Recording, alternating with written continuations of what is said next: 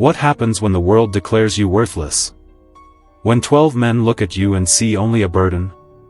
This is not just the story of a woman they called unmarriageable, or the enslaved man they feared as the brute.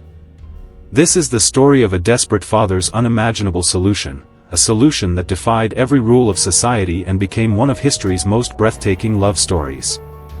A story that proves that sometimes, the most radical love blooms in the darkest of soils, and that the people society discards are often the ones who possess the greatest strength.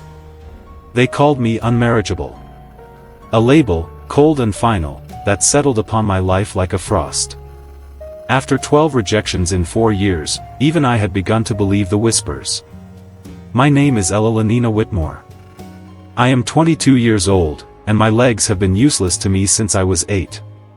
A riding accident, a moment of youthful folly and a spirited horse, shattered my spine and left me forever dependent upon the wheelchair my father commissioned from a craftsman in Richmond. But it was not the wheelchair itself that rendered me unmarriageable in the eyes of Virginia society in 1856. No, the chair was merely wood and leather. It was what it represented that sealed my fate: damaged goods, a burden, a life incomplete. A woman who could not possibly fulfill the most fundamental expectations of Southern womanhood, to stand gracefully beside a husband at social functions, to bear children without dire complication, to manage a household bustling on its feet. 12 men. 12 proposals my father meticulously arranged. 12 rejections that grew progressively more brutal as my reputation, the crippled Whitmore girl, spread like a stain through the planter class of Virginia. Yet, this story is not truly about my disability. It is about how my father's desperate, shocking solution, giving me to an enslaved man known as the brute, unfolded into the greatest love story I would ever know. It is the story of how a society that saw me as worthless and him as property was proven, in the end, catastrophically, beautifully wrong about us both. Let me transport you back to March of 1856, to the precise moment my father made a decision that would irrevocably alter the course of 3 lives.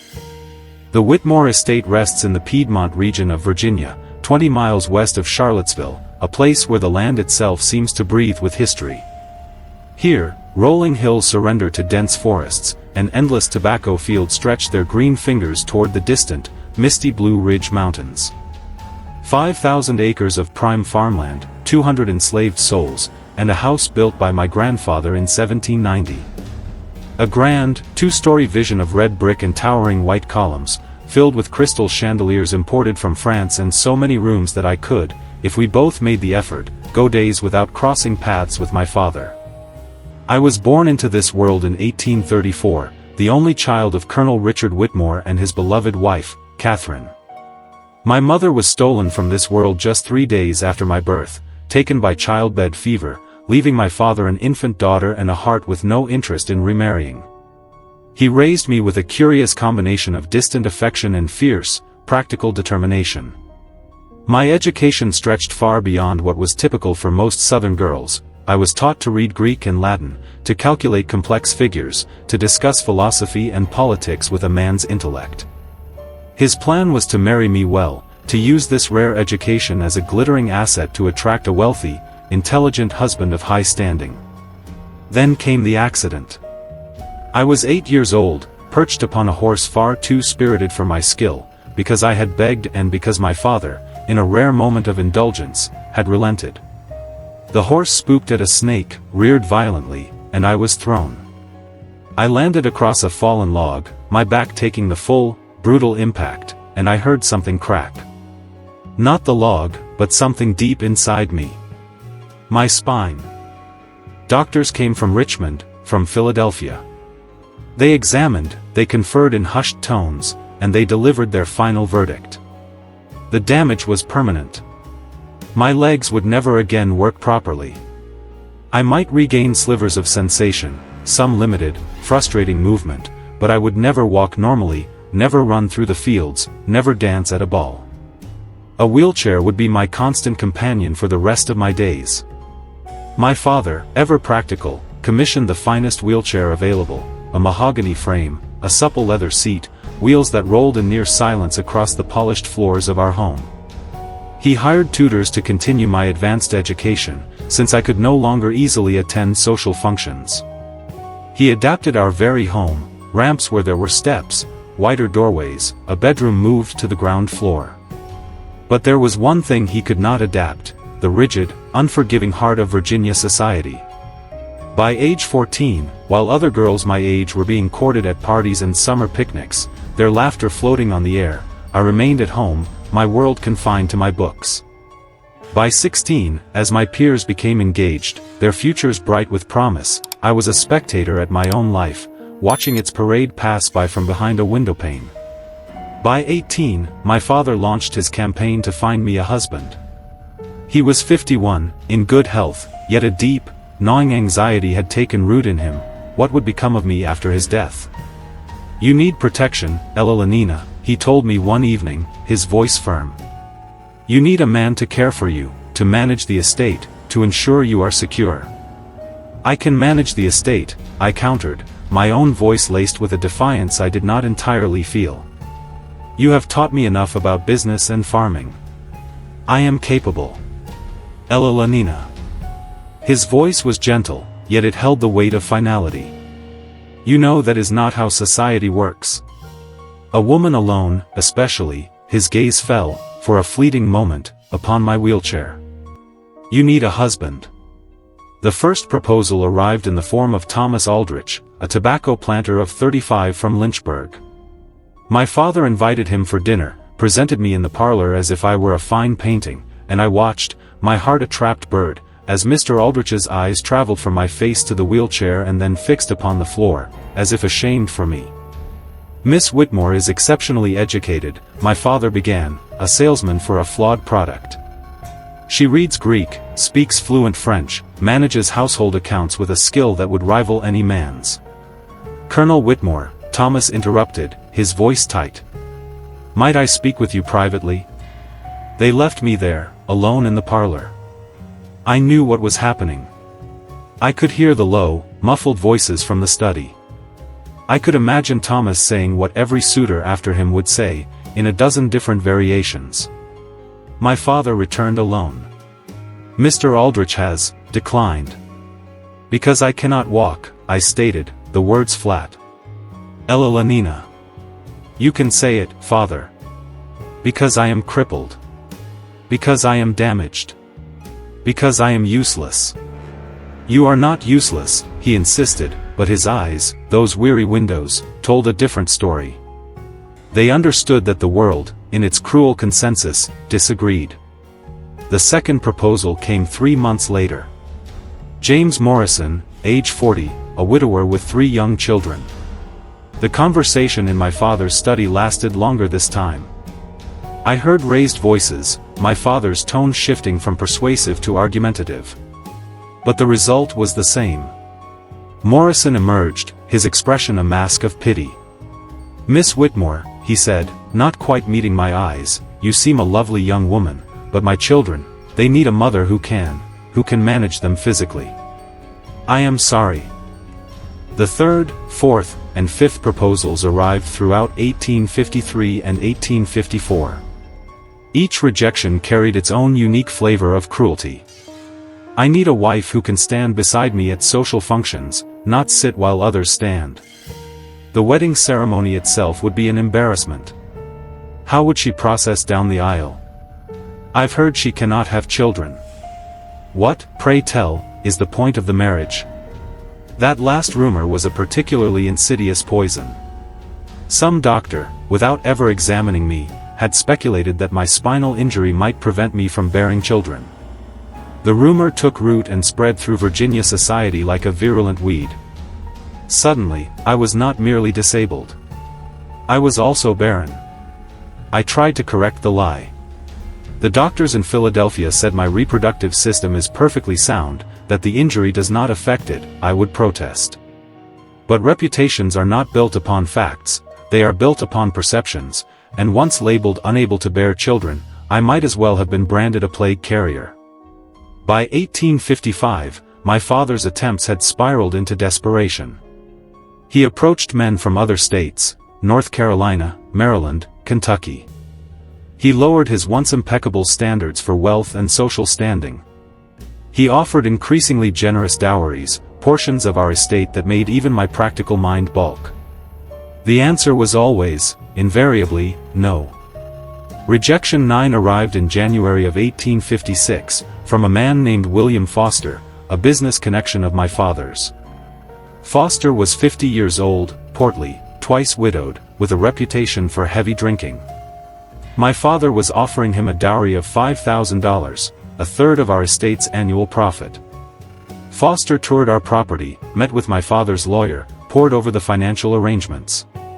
Then, he met me. "Can you sew?" he asked, his gaze appraising. "No, sir. My hands have limited dexterity."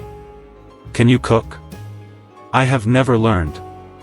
We have kitchen staff for that." "Can you manage servants?" "I can direct household operations from my chair." He turned to my father, his decision made. "Colonel, your daughter is charming, but I need a wife who can perform wifely duties. This situation is untenable." After Foster left, I found my father in his study, staring blankly at the wall, a glass of bourbon clutched in his hand. "Father, you can stop. I do not need 12 proposals. Elellanena." His voice was flat, utterly defeated. "I have arranged 12 proposals in 4 years. Every single man has declined. Some politely, some brutally, but all with the same message. You are not worth marrying." The words were physical blows, each one landing deep in my soul. "Then I will not marry. I will stay here. I will help you manage. I am 55 years old, Eleanor. I could die tomorrow, or I could live 20 more years. But either way, I will die eventually. And when I do, what happens to you?" He finally looked at me, his eyes filled with a terrifying fear. "Our male relatives will inherit this estate. Do you think your cousin Robert will let you stay? He will sell this place out from under you and give you a pittance to live on in a boarding house somewhere, utterly dependent upon his charity. Then leave me the estate in your will. I can manage it. I cannot. Virginia law does not allow it. Women cannot inherit property independently, especially not unmarried women, and especially not," he gestured toward my wheelchair, unable or unwilling to finish the sentence. I felt the hot sting of tears but refused to let them fall. "Then what do you suggest?" He took a long, slow drink. "I do not know. But I have to figure something out. Because I will not leave you unprotected." That was in February of 1856. 4 weeks later, my father called me to his study and unveiled his solution. A solution so radical, so shocking, so completely outside the bounds of all social norms that I was certain I had misheard him. "I am giving you to Josiah," he said, his voice devoid of emotion. "He will be your husband." I stared at him, my mind refusing to assemble the words into a coherent meaning. "Josiah? The blacksmith? The enslaved blacksmith?" "Yes." "Father, you cannot be serious." "I am completely serious." He stood and began to pace, the way he always did when wrestling with a monumental decision. "Elellanena, no white man will marry you. That is the reality we face. But you need protection. You need someone strong enough to carry you, capable enough to manage the physical tasks you cannot do, loyal enough to care for you when I am gone. And you think an enslaved man is the answer? Josiah is the strongest man on this estate. He is intelligent, healthy, and by all accounts, gentle despite his size. He will protect you. He will provide for you. And he will not abandon you, because he is bound to you by law." The logic was horrifying in its cold practicality. "Father, this is, you are treating me like property. Giving me to a slave as if I were a piece of furniture. I am ensuring you survive." His voice rose, then fell just as quickly. "Elellanena, I have spent 4 years trying to find you a husband through proper channels. It has failed. So now, I am trying something else. If it makes you feel any better, I will tell you this. I have observed Josiah for years. He has never been violent. He has never been cruel. He reads. He reads. Yes, I know he is not supposed to, but I have seen him.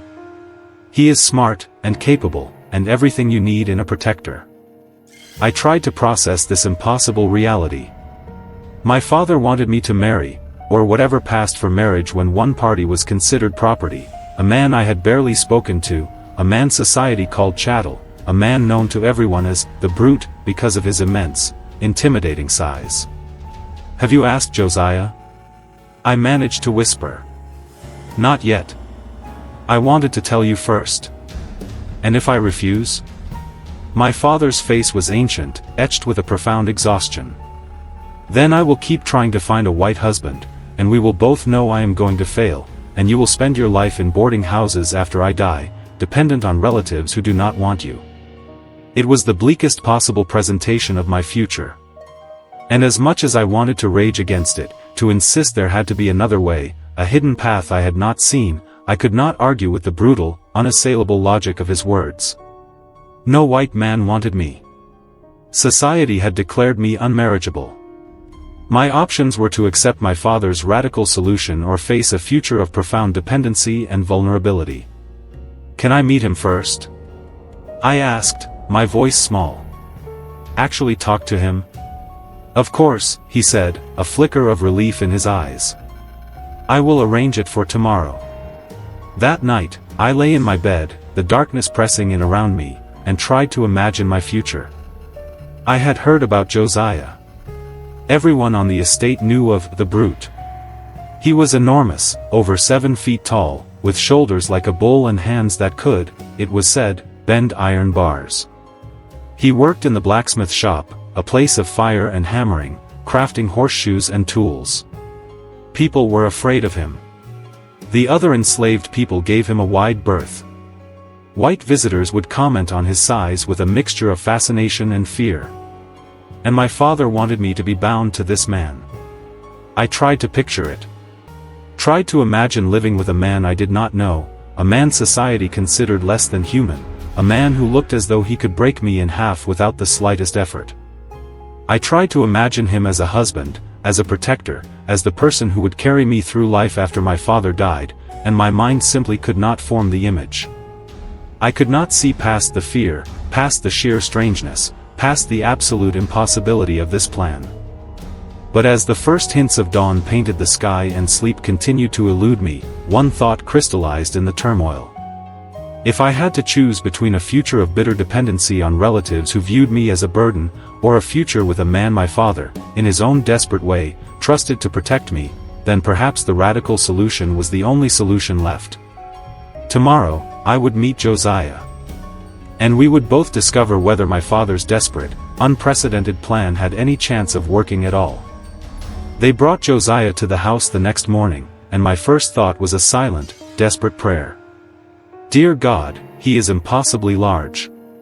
I was positioned in the parlor by the window, the morning light streaming in, when I heard the heavy, resonant footsteps approaching in the hall. My father entered first, followed by a figure who had to duck, actually lower his head, to clear the doorway. Josiah stood 7 feet tall if he was an inch, with shoulders that seemed to strain the very width of the door frame. He weighed at least 300 pounds, every ounce of it solid muscle forged by years of relentless labor. His hands were like instruments of industry, enormous, scarred from countless encounters with the forge, hands that could, I had no doubt, bend iron with terrifying ease. His face was dark and weathered, framed by a thick beard, and his eyes, a deep, warm brown, darted nervously around the room, never quite settling upon me. He was dressed in rough work clothes, a cotton shirt and trousers that were stretched taut across his powerful frame. He stood with his hands clasped in front of him, his head slightly bowed in the posture of an enslaved person in the presence of his owners. The nickname, the Brute, was, in that first moment, a terrifyingly accurate description. He looked like a force of nature, a man who could tear the house apart with his bare hands. My father cleared his throat, breaking the thick silence. Josiah, this is my daughter, Elellanena. Josiah's eyes flicked toward me for a fraction of a second, then returned to the floor. Yes, sir. His voice was a surprise, deep, yes, but soft, almost gentle, a stark contrast to his formidable appearance. Elellanena, my father continued, I have explained the situation to Josiah. He understands that he will be responsible for your care and protection. I found my voice, though it trembled slightly. Josiah, do you understand what my father is proposing? Another quick, nervous glance. Yes, miss. I'm to be your husband. To protect you. To help you. And you have agreed to this? Now, he looked confused, as if the concept of his agreement holding any weight was entirely foreign. The colonel said I should, miss. But do you want to? I pressed, the question feeling both foolish and essential. The question seemed to startle him. His eyes met mine for the first time, and I saw it then, a deep, surprising gentleness in their brown depths. I do not know what I want, miss. I am a slave. What I want, it does not usually matter. The honesty was brutal, and it was fair. My father interceded. Elellanena, perhaps you and Josiah should speak privately. I will be in my study if you need me. He left, closing the door softly behind him, and I was alone with a 7-foot-tall enslaved man who was supposedly destined to become my husband. A heavy silence stretched between us. Josiah stood frozen, clearly uncertain what was expected of him. I was equally adrift. What did one say to a person to whom one had been given, like a parcel? Would you like to sit? I finally asked, gesturing to a chair across from me. He looked at the chair, a delicate piece with curved legs and embroidered cushions, then down at his massive frame. I do not think that chair would hold me, miss. The sofa, then. He moved with a careful, deliberate grace, lowering himself onto the edge of the sofa, which groaned in protest under his weight but held firm. Even seated, he was taller than most standing men. His hands rested on his knees, and I could not help but stare at them. Each finger was like a thick, powerful club, marked with the scars and calluses of his trade, capable of crushing stone. Are you afraid of me, miss?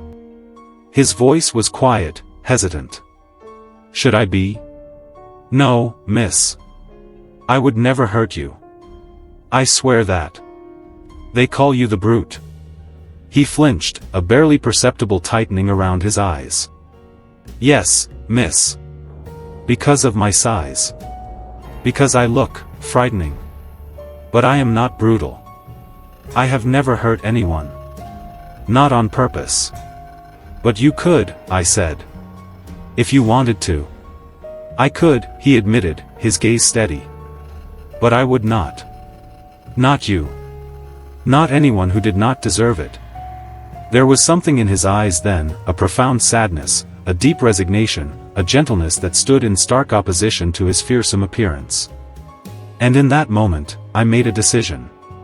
Josiah, I want to be honest with you. I do not want this any more than you probably do. I do not know you. You do not know me.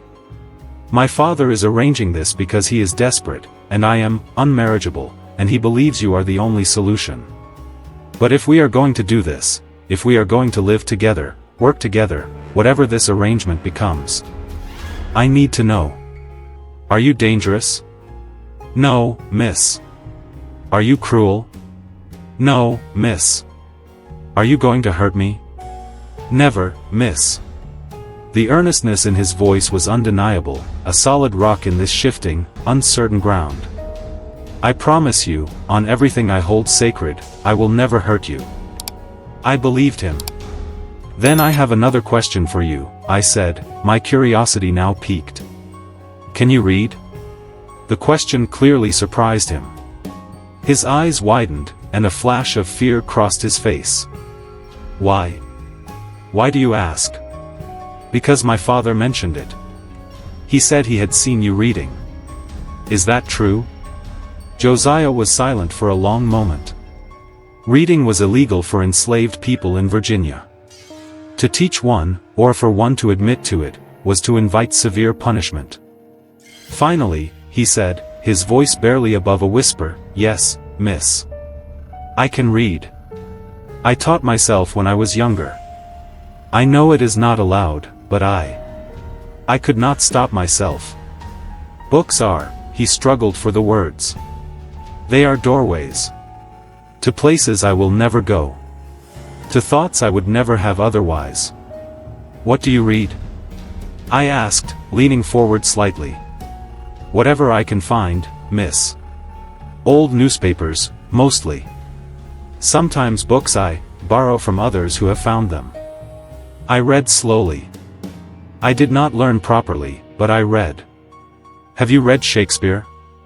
He looked startled once more. "Yes, miss. There is an old copy in the library that no one ever touches. I have read it at night, when everyone is asleep." "Which plays?" "Hamlet. Romeo and Juliet. The Tempest." His voice gained a sudden, unmistakable enthusiasm, despite himself. "The Tempest is my favorite. The idea of Prospero, controlling the island with magic, of Ariel, wanting his freedom, of Caliban, treated as a monster, but perhaps being more human than anyone." He stopped abruptly, as if remembering where he was and who he was speaking to. "Sorry, miss. I am talking too much." "No," I said, and I realized I was smiling, a genuine, unforced smile for the first time in this bizarre conversation. "Keep talking. Tell me about Caliban." And then, something extraordinary happened. Josiah, the massive enslaved man known to all as the Brute, began to discuss Shakespeare with an intelligence and insight that would have impressed the most learned university professors. "Caliban is called a monster," he began, his voice losing its hesitancy, "but Shakespeare shows us he has been enslaved. His island was stolen, his mother's magic dismissed as witchcraft. Prospero calls him a savage, but Prospero is the one who came to the island and claimed ownership of everything, including Caliban himself. So, who is really the monster?" I was utterly fascinated. "You see Caliban as sympathetic."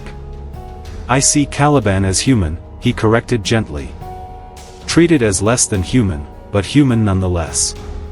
Like," he trailed off, suddenly cautious. "Like enslaved people," I finished for him. "Yes, miss," he said softly. We talked for 2 hours. We discussed Shakespeare, we moved on to other books, to philosophy, to ideas. Josiah's education was entirely self-directed, his knowledge patchy and informal, but his mind was sharp, agile, and his hunger for learning was a palpable force in the room. And as we talked, my initial fear began to dissolve, replaced by a dawning sense of wonder. This man was not a brute. He was intelligent, gentle, thoughtful, a vibrant mind trapped in a body that society looked upon and saw only a monster. Finally, as our conversation began to wind down, I said, "Josiah, if we do this, if we become whatever it is my father wants us to become, I want you to know something. I do not think you are a brute. I do not think you are a monster. I think you are a person who has been forced into an impossible situation. Just like me." His eyes, for the first time, looked wet, glistening in the parlor light. "Thank you, miss. Call me Elellanena," I said. "When we are alone. Call me Elellanena." "I should not, miss. That would not be proper." "Nothing about this situation is proper, Josiah. If we are going to be husband and wife, or whatever this arrangement is to be, you should use my name." He nodded slowly, the name a soft rumble in his chest. "Elellanena." My name, in his deep, gentle voice, sounded like a piece of music I had never heard before. "Then you should know something, too," he said, his gaze steady and sincere. "I do not think you are unmarriageable. I think the men who rejected you were fools. Any man who cannot see past a wheelchair to the person inside, he does not deserve you." It was the kindest, most affirming thing anyone had said to me in 4 long years. "Will you do this, Josiah?" I asked, my heart pounding.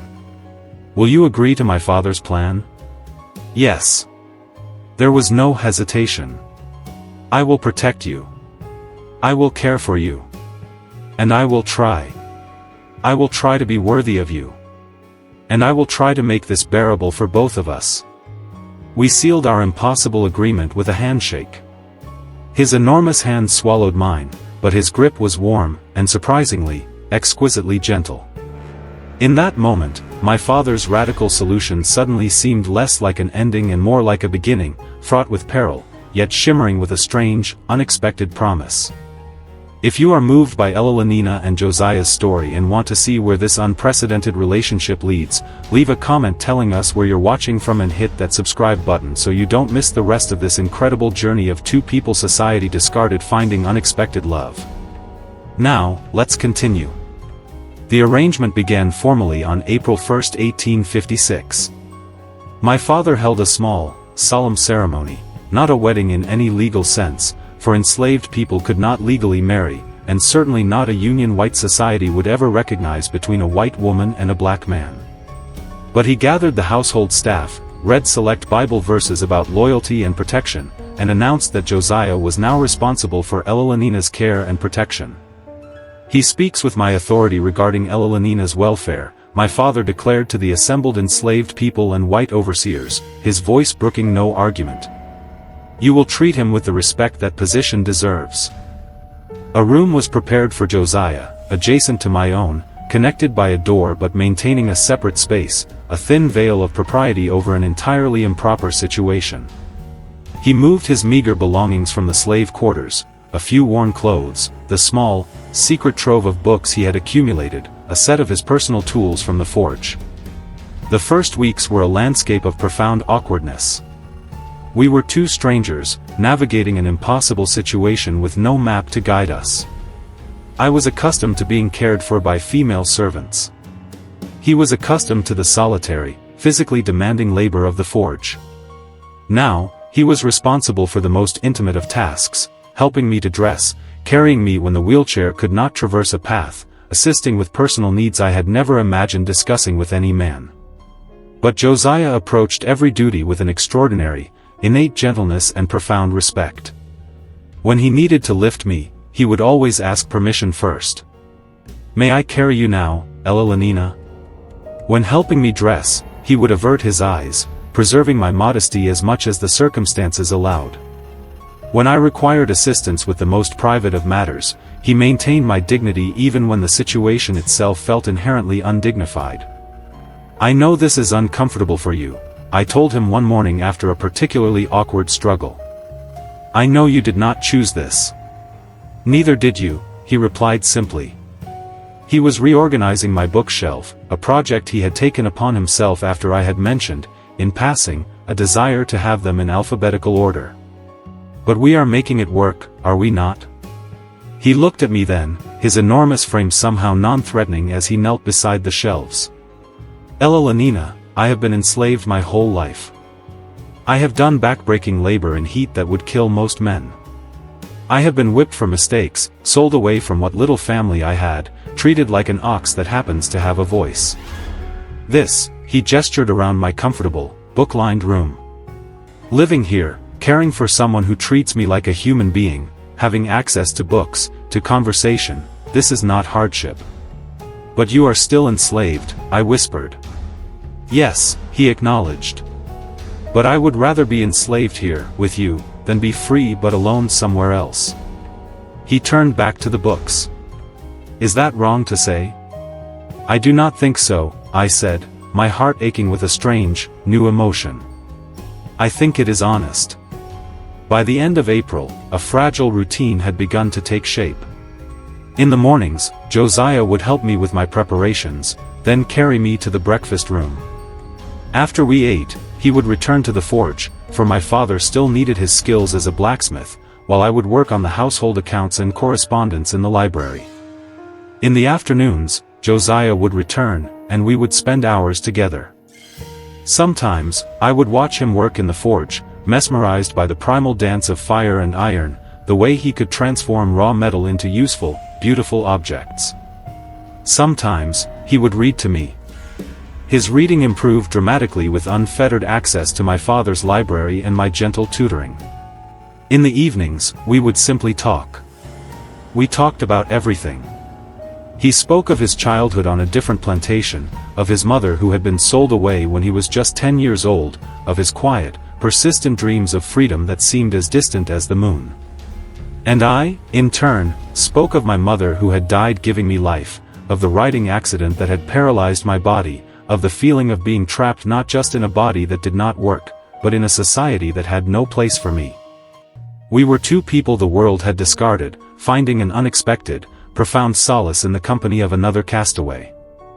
In May, something fundamental shifted between us. I had been watching Josiah at the forge, as had become my daily habit.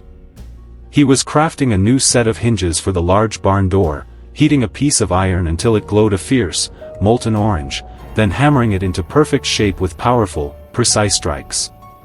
"Do you think I could try?" I asked suddenly, the words leaving my mouth before I had even fully formed the thought.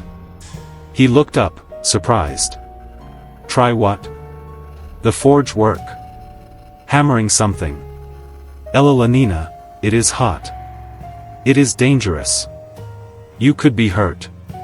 And I have never done anything physically demanding in my entire life," I countered, a sudden, fierce determination rising in me. "Because everyone has always assumed I am too fragile.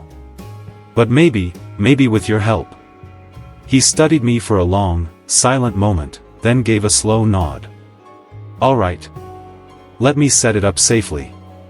He positioned my wheelchair at a careful distance from the anvil, heated a small, manageable piece of iron until it was pliable, and placed it firmly on the anvil. Then, he handed me a lighter hammer, still heavy in my untrained hands, but manageable. "Hit right there," he instructed, his voice calm and encouraging. "Do not worry about strength. Just feel the metal. Feel it move." I swung the hammer. It connected with the iron with a weak, unsatisfying thunk, barely making a dent. Again. I swung harder. A slightly better connection. The iron bent, just marginally. Good. Again. I hammered, again and again. My arms burned with the unfamiliar exertion. My shoulders ached. Sweat beaded on my forehead and trickled down my face. But I was doing it. I was performing physical work, actually shaping metal with my own two hands. When the iron had cooled, Josiah held up the piece, now slightly but unmistakably bent. "Your first project." "It is not much," I said, breathless. "It is everything," he replied, his eyes shining. "You made it. With your own hands." Tears welled in my eyes, and I found myself laughing and crying at the same time. I made something. With my hands. With my strength. "You are stronger than you think, Elellanena," he said, setting the cooled iron aside. "You have always been strong. You just needed to find the right activity to prove it to yourself." From that day forward, I spent hours at the forge. Josiah became my teacher, patiently instructing me in the basics of his craft, how to judge the heat of the metal, how to angle the hammer, how to shape and form. I was not strong enough for the heavy work, but I could make small items, hooks, simple tools, even crude decorative pieces. For the first time in 14 years, since the accident that had stolen the use of my legs, I felt physically capable.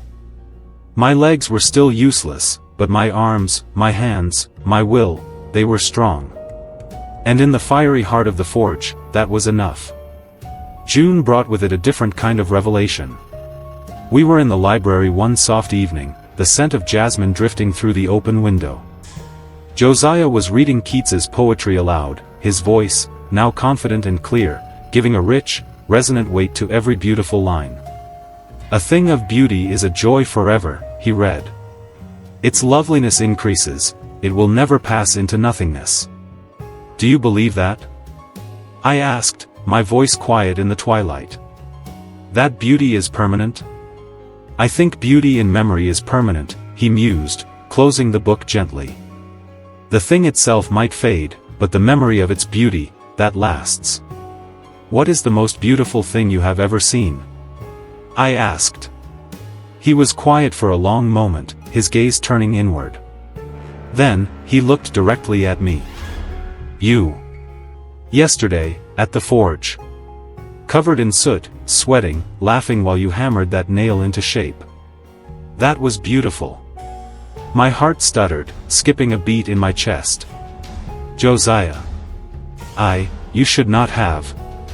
No, I said, rolling my wheelchair closer to where he sat. Say it again. You were beautiful, he repeated, his voice low and fervent. You are beautiful. You have always been beautiful, Elellanena. The wheelchair does not change that. The legs that do not work do not change that. You are intelligent, and kind, and brave, and yes, physically beautiful, too. The 12 men who rejected me, I whispered, were blind idiots. They were. His voice was fierce now, filled with a protective fire. They saw a wheelchair and they stopped looking. They did not see you. They did not see the woman who learned Greek just because she could, who reads philosophy for pleasure, who learned to forge iron despite having legs that do not work. They did not see any of that, because they did not want to see it. I reached out, my hand finding his. His enormous, scarred hand, a hand that could bend iron, closed around mine with a touch as delicate as if it were holding glass. Do you see me, Josiah? Yes, he said, his eyes holding mine captive. I see all of you. And you are the most beautiful person I have ever known. I think, I said, the words a terrifying and thrilling admission, I am falling in love with you. The words hung in the air between us, dangerous and impossible. A white woman and an enslaved black man, in Virginia, in 1856. There was no space in that world for what I was feeling. There was only peril. Elellanena, he said carefully, his voice thick with emotion, you cannot. We cannot.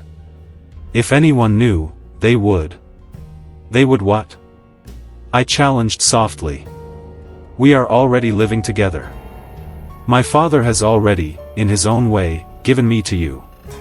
What is the difference if I love you? The difference is safety, he insisted. Your safety. My safety. If people were to think this arrangement was born of affection rather than obligation. I do not care what people think. I cupped his face with my hand, having to reach up to do so.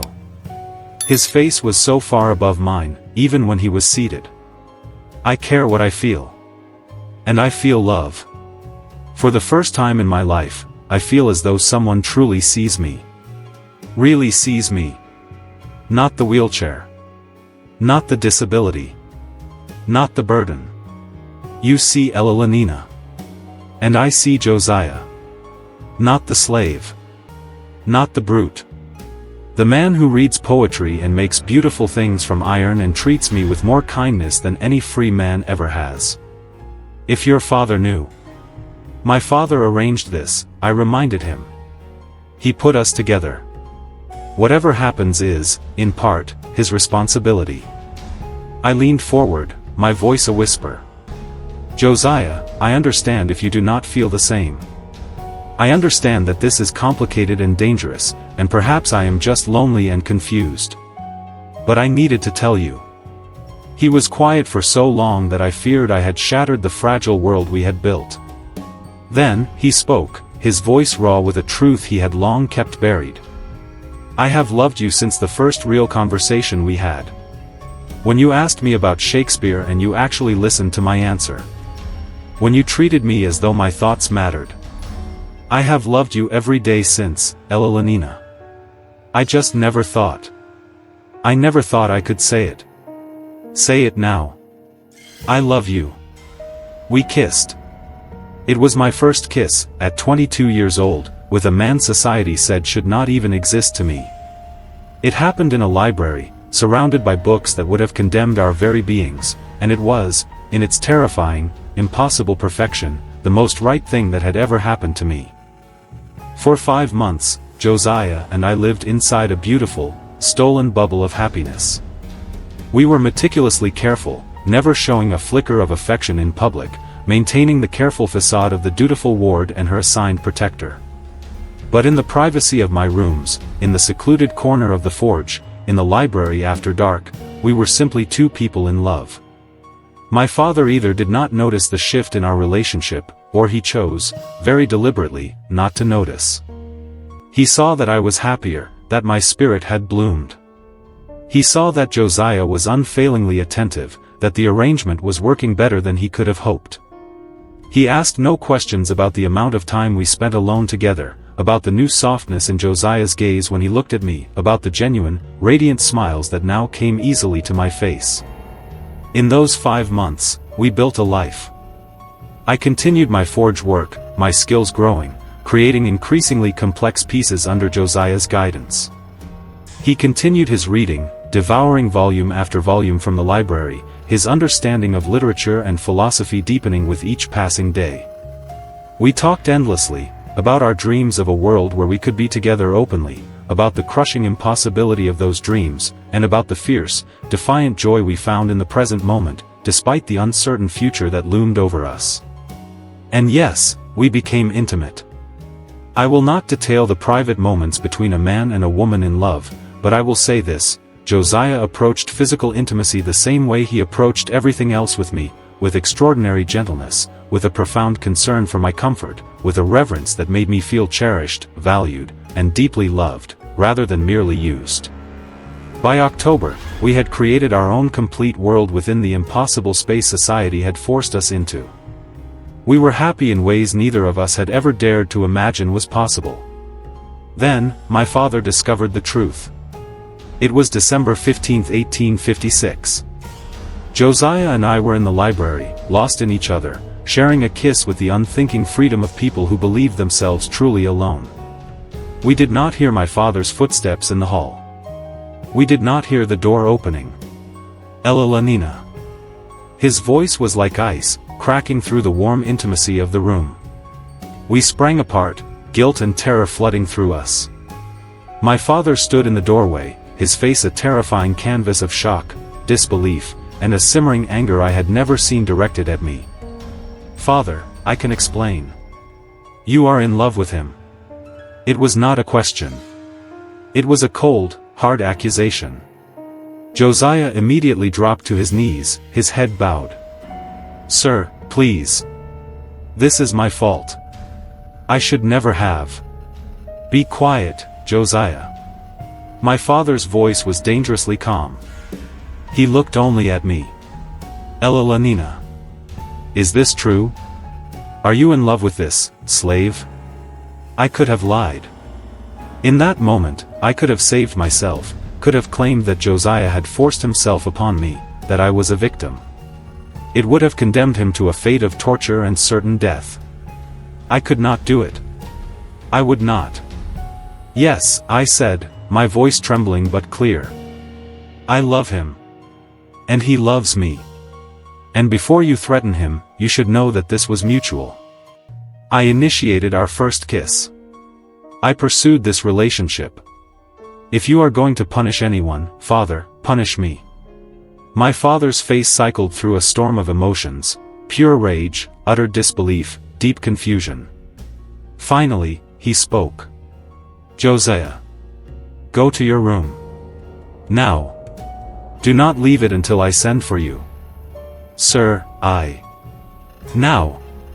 Josiah rose, casting one last, anguished look in my direction before he left, closing the door behind him and leaving me alone with my father's fury. "Do you have any understanding of what you have done?" he asked, his voice dangerously quiet. "I have fallen in love with a good man who treats me with respect and kindness," I stated, holding my head high. "You have fallen in love with property," he exploded, his composure shattering. "With a slave. Elellanena, if this becomes known, you will be ruined beyond all redemption. They will say you are mad, defective, perverted. They will shun you completely. They already say I am damaged and unmarriageable."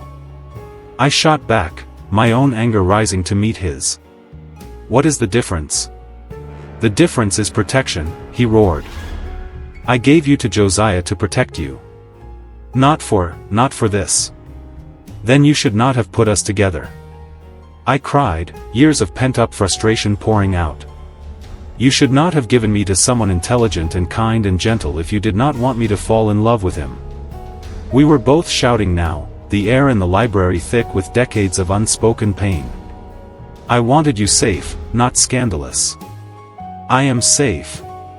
I am safer than I have ever been. Josiah would die before he let anyone hurt me." "And what happens when I die?" he demanded, his voice cracking.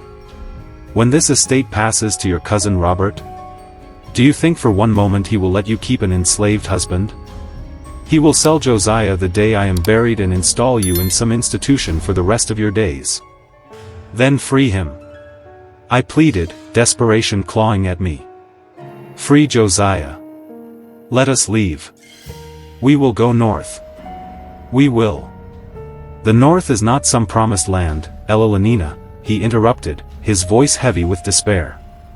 "A white woman with a black man, former slave or not, will face prejudice and hatred everywhere. You think your life is hard now? Try living as an interracial couple in this world. You have no idea what you are asking for." "I do not care," I declared, my conviction absolute. "Well, I do," he shouted, his face pale. "I am your father. And I have spent your entire life trying to protect you. And I will not. I will not watch you throw yourself into a situation that will destroy you. Being without Josiah will destroy me." My voice broke on a sob. "Do you not understand? For the first time in my life, I am happy. I am loved. I am valued for who I am, rather than for what I cannot do. And you want to take that away from me because society says it is wrong?" My father sank into a chair, suddenly looking every one of his 56 years, and more. He seemed shrunken, defeated. "What do you want me to do, Elellanena?" he asked, his voice a hollow whisper. "Bless this? Accept it?" "I want you to understand," I said, my own voice softening. "I want you to understand that I love him. That he loves me. And that whatever you do, that will not change." A long, heavy silence stretched between us. Outside, a cold December wind rattled the windowpanes. Somewhere in the house, Josiah was waiting to learn his fate. Finally, my father spoke, his words measured. "I could sell him," he said, his eyes on mine. "I could send him to the deep south, to the sugar plantations. I could make sure you never see him again." My blood ran cold. "Father, please. Let me finish." He held up a hand. "I could sell him. That would be the proper solution. The expected solution. Separate you. Pretend this never happened. Find some other arrangement for you." He paused, and the silence was agony. "But I won't." He looked at me, his eyes filled with a profound, exhausted sorrow. "I won't, because I have watched you these past 9 months. I have seen you smile more in these 9 months with Josiah than in the previous 14 years combined. I have seen you become confident, capable, happy. And I have seen how he looks at you, as if you are the most precious thing in this world." He rubbed a hand over his face. "I do not understand this. I do not like it. It goes against everything I was raised to believe. But, you are right. I put you together. I created this situation. And to think that you would not form a genuine bond, that was naive of me. So, what are you saying?" I asked, hope a fragile, fluttering thing in my chest. "I am saying I need time," he said, rising slowly to his feet. "Time to think. To figure out a solution that does not end with either of you miserable or destroyed." He looked at me, his gaze piercing. "But Elellanena, you need to understand this. If this relationship continues, there is no place for it here. Not in Virginia. Not in the South. Perhaps not anywhere. Are you prepared for that reality? If it means being with Josiah," I said, without a moment's hesitation, "yes." He nodded slowly, a decision settling behind his eyes. "Then I will find a way. I do not know what that way is yet. But I will find a way. He left me then, alone in the library, my heart pounding a frantic rhythm against my ribs, hope and fear waging a violent war within me. Josiah was summoned back an hour later. We told him everything, my words tumbling out in a rushed, anxious torrent. When I finished, he simply collapsed into a chair, his large body seeming to fold in on itself, overwhelmed. "He is not going to sell me," he whispered, as if trying to convince himself. "He is not going to, he is going to help us?" "He said he would try," I said, reaching for his hand. "He said he would try to find a solution." Josiah put his head in his hands then, and he cried, deep, shaking sobs of relief and disbelief and pent-up terror. I held him as best I could from my wheelchair, my arms around his broad shoulders, and we clung to each other, clinging to the fragile, impossible hope that maybe, somehow, my father would find a way to make the impossible, possible. My father spent 2 months deliberating. 2 long, anxious months during which Josiah and I lived in a state of suspended animation, our happiness conditional, our every moment shadowed by the wait for his final decision. We continued our routines, the forge work, the reading, the conversations, but a tension hummed beneath the surface of our lives, a constant reminder that our future was being decided in the quiet of my father's study. In late February of 1857, he called us both before him. "I have made my decision," he said without preamble. We sat across from him, me in my wheelchair, Josiah perched carefully on a stool, our hands clasped tightly together in a silent show of unity. "There is no way to make this work in Virginia," he began, his voice businesslike. "Not anywhere in the South. Society will not accept it, and the laws actively forbid it. If I keep Josiah here, even as your declared protector, suspicions will grow. Eventually, someone will investigate, and you will both be destroyed." My heart plummeted. This sounded like a prelude to separation. "So," he continued, his gaze shifting between us, "I am offering you an alternative. Josiah, I am going to free you. Legally, formally, with documents that will stand up in any court in the North. Elellanena, I am going to give you a dowry of $5,000, enough to establish a new life, and I will provide letters of introduction to abolitionist contacts in Philadelphia who can help you settle there." I could not breathe.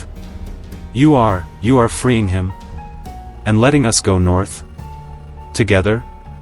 Yes. Josiah made a sound, half a sob, half a disbelieving laugh.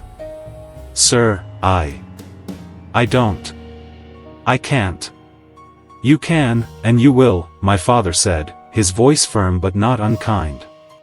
"Josiah, you have protected my daughter better than any white man would have, or could have. You have made her happy. You have given her a confidence and a capability I thought she had lost forever. In return, I am giving you your freedom, and the woman you love." "Father," I whispered, tears streaming freely down my face now. "Thank you." "Do not thank me yet," he said, his expression grave. "This will not be easy. Philadelphia has abolitionist communities that will accept you, but you will still face prejudice.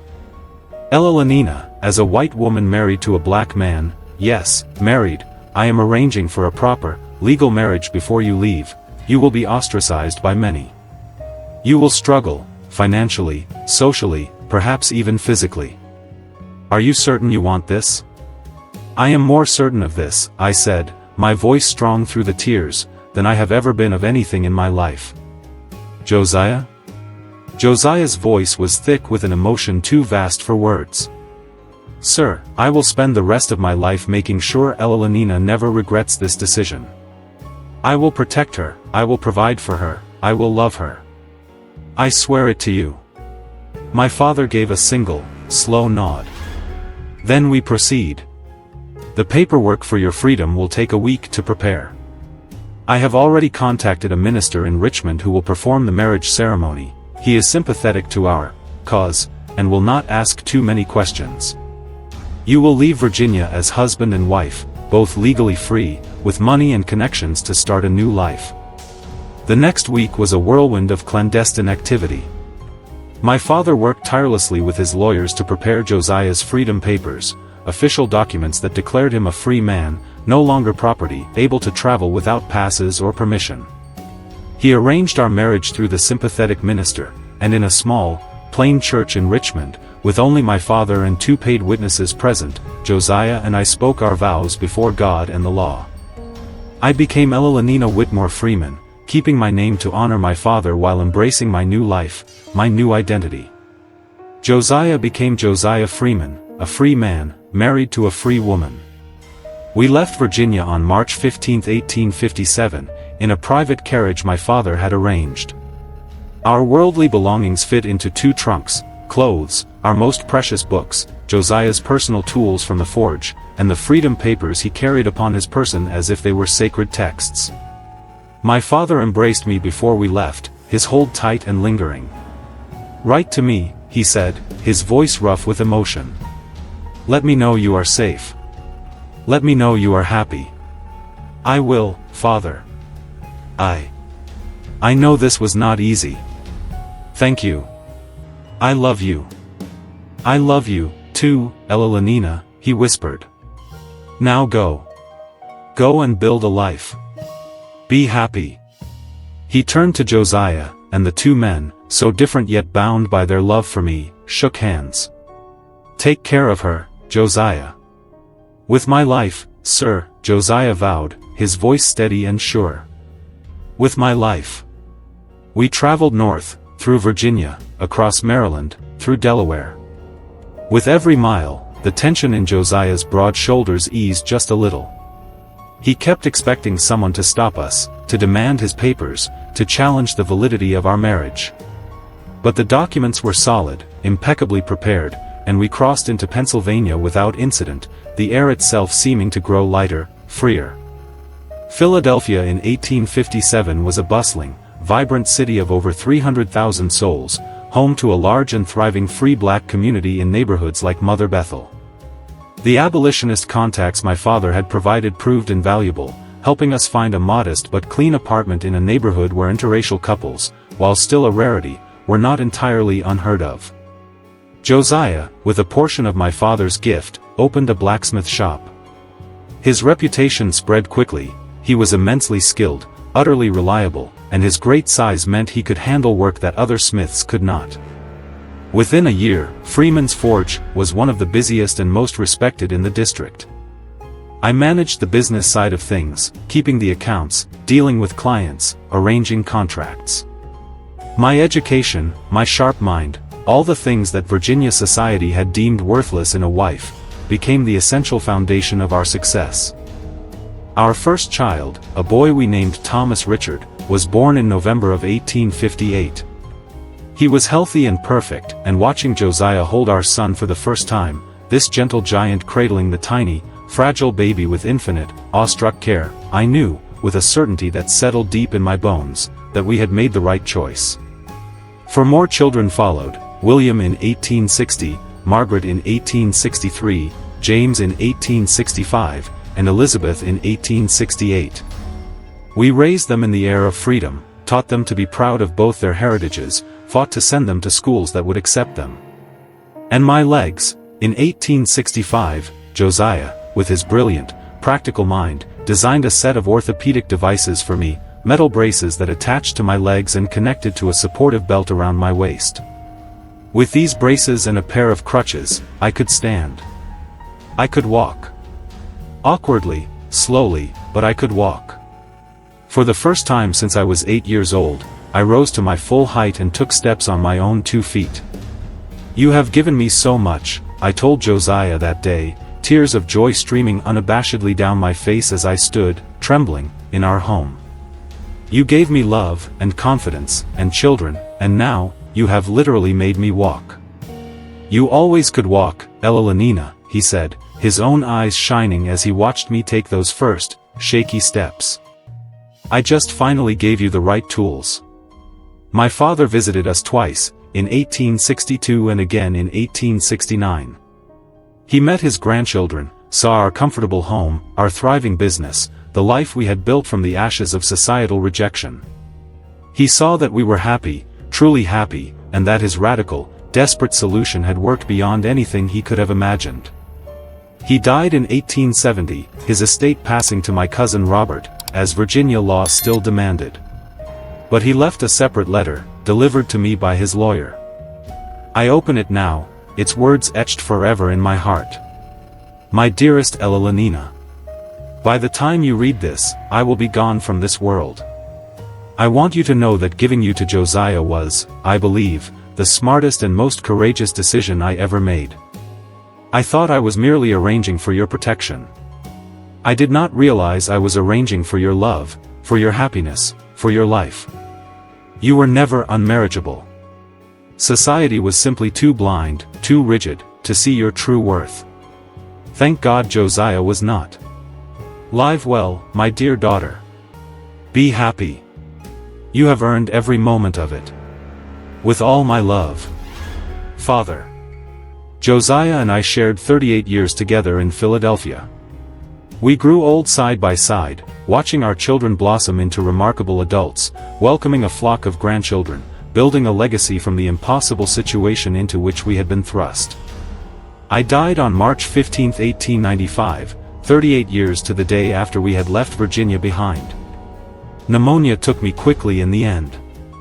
My last words, spoken as Josiah held my hand, his own hand still so strong and sure around mine, were these: "Thank you for seeing me. For loving me. For making me whole." Josiah Freeman died the very next day, on March 16, 1895. The doctor said his heart had simply stopped, a quiet end for such a powerful man. But our children, who knew the depth of the bond their parents shared, understood the simpler truth. He could not live in a world where I did not exist. Just as I could not have lived in a world without him. We are buried together in Eden Cemetery in Philadelphia, under a simple, shared headstone that bears this inscription: Elellanena and Josiah Freeman. Married 1857, died 1895. A love that defied impossibility. Our 5 children all lived long, successful, impactful lives. Thomas became a respected physician. William became a lawyer who dedicated his career to fighting for civil rights. Margaret became a teacher who educated generations of children. James became an engineer whose designs shaped the skyline of Philadelphia. And our youngest, Elizabeth, became a writer. In 1920, Elizabeth published a book titled My Mother, the Brute, and the Love That Changed Everything. It told our story in full: the white woman society called unmarriageable, the enslaved man they feared as a brute, and how a desperate father's radical solution created one of the most beautiful, defiant love stories of the 19th century. This is the documented story of Elellanena Whitmore and Josiah Freeman, whose marriage was solemnized in March of 1857 in Richmond, Virginia, after Colonel Richard Whitmore granted Josiah his legal freedom. Historical records confirm Josiah's manumission papers, the marriage certificate, and the establishment of Freeman's Forge in Philadelphia in 1857.